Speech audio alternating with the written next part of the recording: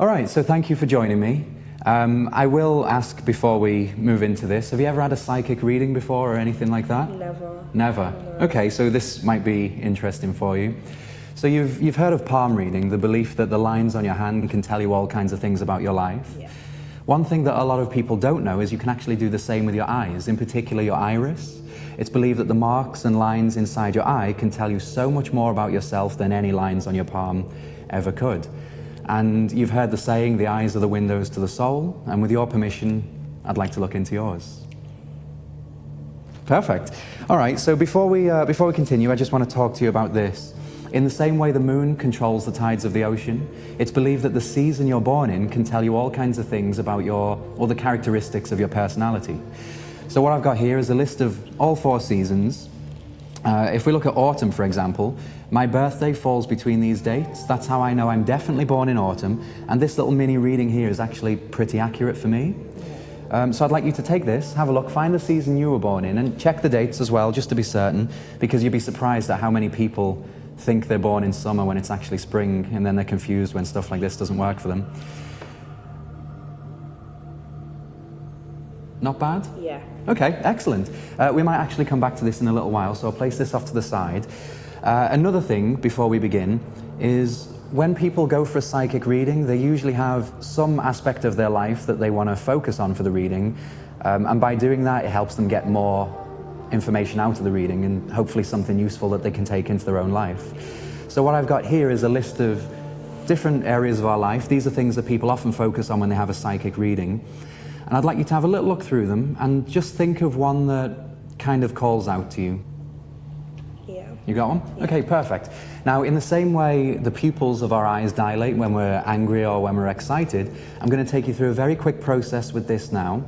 And that will kind of illuminate various aspects of your iris, various lines and markings, which I'm going to take a look at, and that's going to help me get the most out of this for you. Because our eyes change depending on our emotional state. So take a look at this again. You'll notice these are split into 4 categories. Ignore the names of them, that's just to help me. But first take a look at the words listed under internal. And if you see your word there, I want you to look me right in the eye. If it's not there, just say no.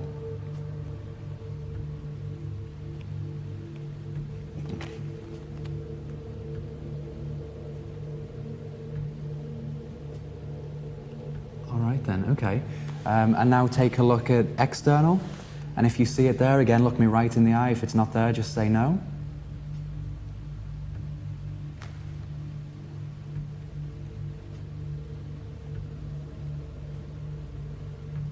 Okay, perfect. And do the same for physical. Once again, if it's there, look me right in the eye. If it's not there, just say no.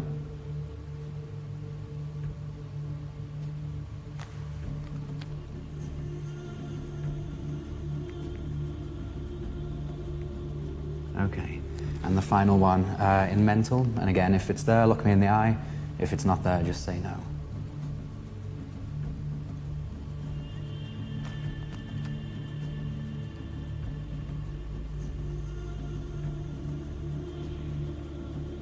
Interesting. Okay. All right, I'm going to place this off to the side for a moment.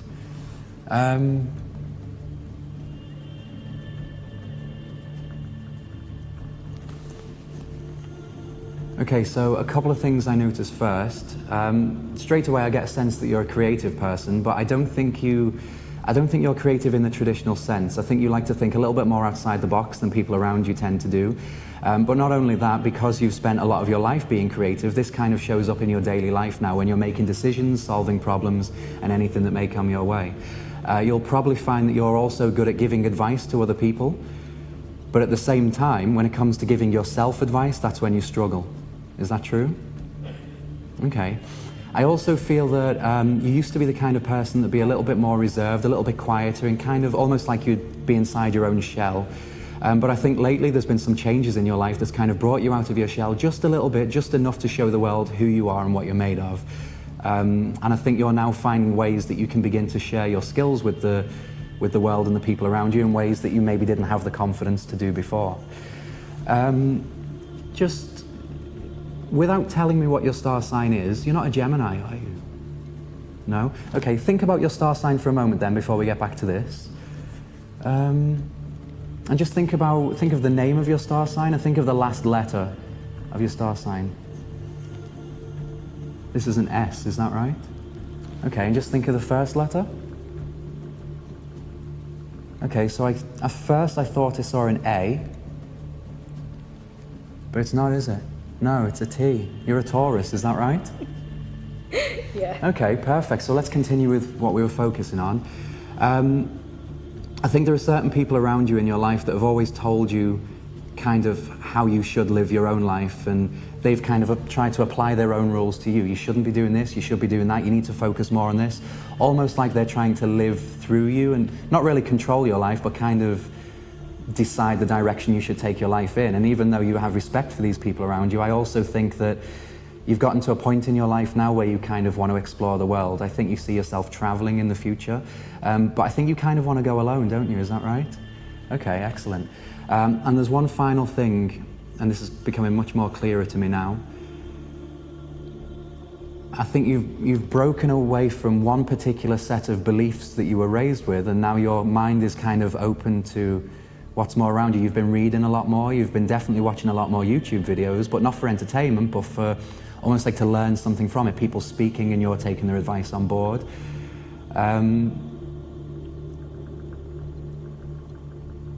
Okay, so be honest with me, are you thinking of spirituality? Is that what you were thinking of, spirituality? All right, excellent. So from this point onwards, my advice to you is, of course, listen to those around you, because when people are trying to determine the direction you should take your life in, all as that does is kind of maybe reveal their own insecurities and the things that they wish they could do in their life. So of course, keep them happy and speak to them and acknowledge them and take their advice on board.